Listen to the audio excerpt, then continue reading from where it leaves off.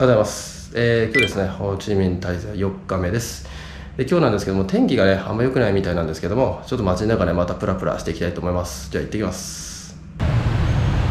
雨だけど、バイクの数相変わらずすげえな。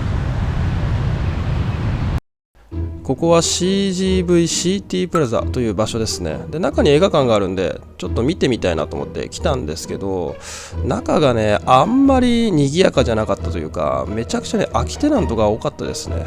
コロナのね、影響があったのかもしれないんですけども、そんな感じでしたね。今ね、でかい商業施設の中入ってきたんですけど、なんかね、全然人いないですね。今だいたいね、10時前ぐらい、9時半オープンなんで、ちょっと早かったのかなって気がするんですけどね、全然人がいないですね。警備員しかいない。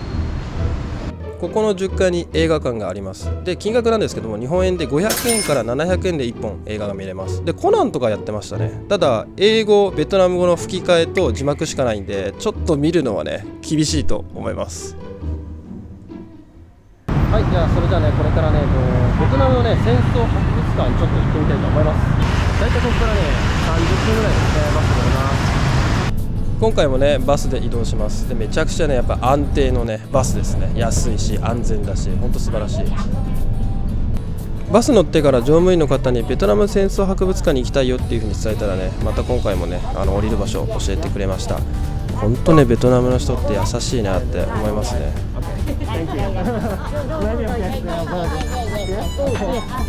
でも言葉じゃなくてね、こう身振り手振り、あと表情とかでね、一生懸命こう伝えようとしてくれてる、そんな感じがね、あったかいなと思います。Thank you.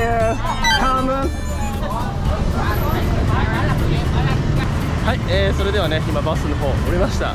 ちょっとおばちゃんがね、一生懸命説明してくれて、なんとなくですけどね、場所分かったと思います。僕日本語じゃないですか。で、おばちゃん多分ベトナム語なんですよ。いいですよね、こういうね、なんか全然通じない中でもね、なんかこうなんとかして伝えようとお互い頑張るような感じ、すっげえ僕大好きですね。で、これからね、戦争博物館ちょっと歩いていきたいと思います。はい、それではね、ベトナム戦争博物館にね、到着しました。で、ここからね、入場をしていきます。で、その前にね、チケットを買います。確かね、ここね、チケットは現金払いだけだったような気がするんですけども、ちょっとカードでもいけたかね、ごめんなさい、記憶にないです。一応ね、現金持っていけばね、間違いないですね。で、チケット買って、ここから入場します。で、金額の方なんですけども、だいたい200円ぐらいですね。Hello. Thank you. 入ってすぐに軍用ヘリ、あと戦車などがね展示してありますね。で、結構こうアメリカの方とか海外の方もね見に来られてました。で、実際にこの戦車、ヘリ、その他の軍用車両なんですけども、全部実際にベトナム戦争時に使われていたものだそうです。やっぱ実際ね、目の当たりにするとね、戦争の恐ろしさというか、実際にこれで戦ってたわけじゃないですか。で、なかなか日本で見る機会がないと思うんですよね。で、やっぱこういうのをね、まじまじ見れるのがね、海外のすごいところだなって改めてね、思いました。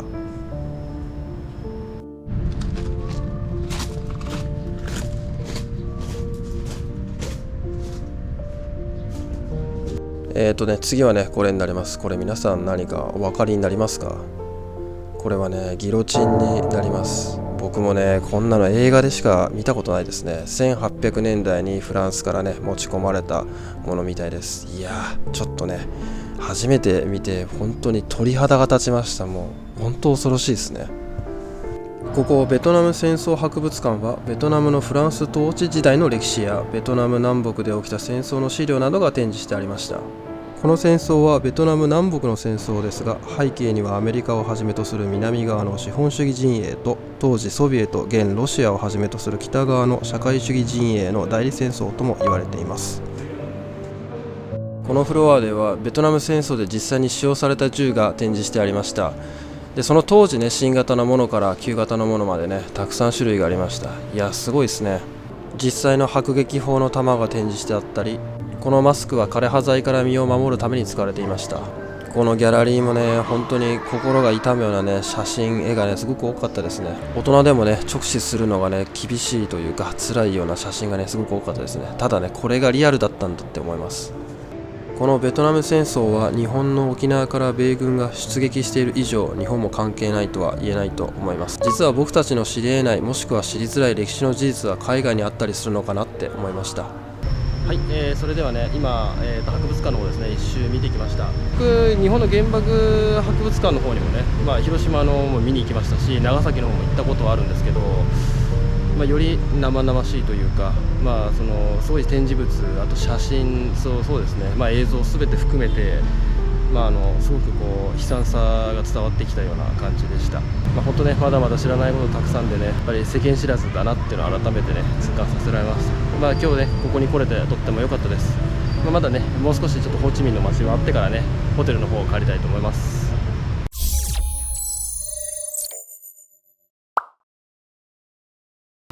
Over there, this way. Right on the left here. You Okay. walk maximum 5 minutes. 5 minutes? Yeah. Okay. You look Thank you. there here many pictures. Okay, thank you. Arigato. I think, so come on. Come on. Come on. Arigato. Thanks so much. Arigato. You want Tokyo? Yeah, I'm living in nearby to Tokyo. Near Tokyo. Yeah. What is this? Coconut? Coconut? Yeah, sumitai. Today sumitai. Sumitai. Oh, yeah.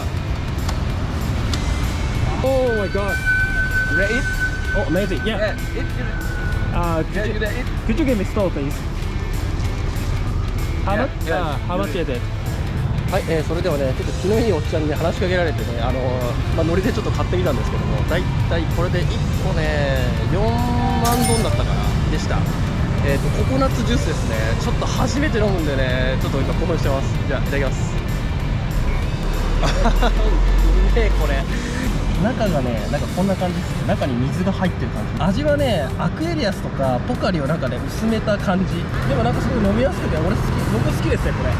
これうまいわ。はい、じゃあね、今ちょっとココナッツジュース飲み終わったんですけども、いやー結構腹たまるなあれ。なんか1個で500ミリのペットボトル1本分ぐらいあったんじゃないかぐらいのね量が入ってました。もう大満足ですね。でこれからですね、ちょっとマーケットの方にね行ってみたいと思います。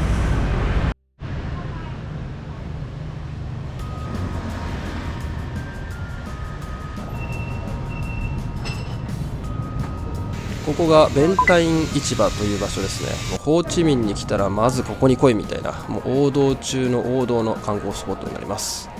でめちゃくちゃね、中がねもうすごいですね。やっぱ市場っていうだけあって、もういろんなものがありますね。もうバッグあったり、着るものですね、衣服が売ってたりとか、あと食料品もあったり、本当ね何でもここで揃うような印象でした。で中にはねこうなんでしょうね、某有名なブランド品っぽいようなものも売ってたりとか本当ねなんかザ・アジアのねマーケットみたいな感じですごく楽しかったですね。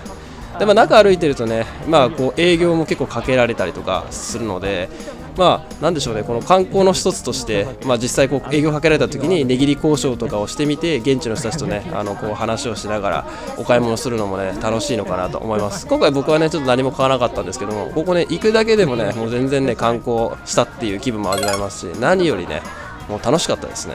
なんでホーチミン来た時はねもうぜひ行ってもらいたいと思います。はい、じゃあこれからね、宿の方戻りたいと思います。疲れた、めちゃくちゃ絡まれた。でもね、こういうカルチャーいいですね。やべえ、この道路渡んなきゃいけねえよ。マジパックだな、これ。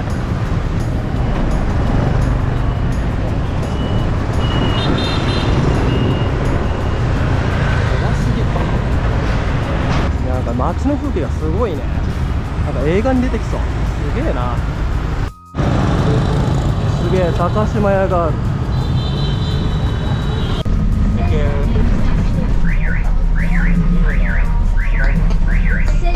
はい、今バス降りました。僕ちょっと乗り物がひどいんで、一応ね酔い止めは飲んでるんですけど、ちょっとね戻しそうになりましたちょっとねロード環境もなかなかハードなんでね、しょうがないですけどね、ちょっとやばかったな途中で。はい、じゃあ歩いて帰ります。はい、帰り途中にねスーパーマーケットがあったんでねちょっと寄ってみました。せっかくなんでねスーパーのね中でね、市場調査じゃないですけど、どんなものがねどんなぐらいで売ってるのかもねちょっと見ていきたいと思います。でまず最初ねこういう麺類というか乾燥麺ですね。もう韓国のねこうラーメンというか韓国製のね麺がねめちゃくちゃ売ってたんですよね。で僕も日本で見たことあるようなもの結構あったんで、人気みたいですね。でお次はね日本のね、カップヌードルも売ってました。でおそらくこれシーフードヌードルって書いてあるんで、シーフードヌードルのような味がするんじゃないかと思うんですね。で金額は、12,700ドンなんで、だいたい日本円で80円ぐらいかと思います。結構ねリーズナブルな値段でね一杯食べれるんでねいいかなと思いますね。次はね果物系ですね。で結構ねリンゴでもねいっぱい種類が売ってたんですよね。でもリンゴなんですけどもだいたい1個ですね30円40円ぐらいかなぐらいですね。結構安いですね。でお惣菜コーナーもねあってね、なんかねいろんなねベトナムのねお惣菜が売ってました。これは多分炊き込みご飯ですね。で金額なんですけどもだいたい80円ぐらいでした。安いね。今回ねこんな感じで買い物しました。全部で400円ぐらいだったかな。もうほんとめちゃくちゃ安いですね。どこ行ってもね何買っても安いです。はい、それじゃあね、スーパーでね買い物しました。じゃあこれからね、歩いてホテルに戻りたいと思います。次回の一人旅、今回は新しい宿を探しにホーチミン中心部へと思ったらまさかの土砂降り、まさにオーマイガーシュと、そんな中で見つけた超有名な日本食のお店。そのお味はいかに。少しだけ夜の街をお散歩。誰だこのおっちゃんは。次回もお楽しみに。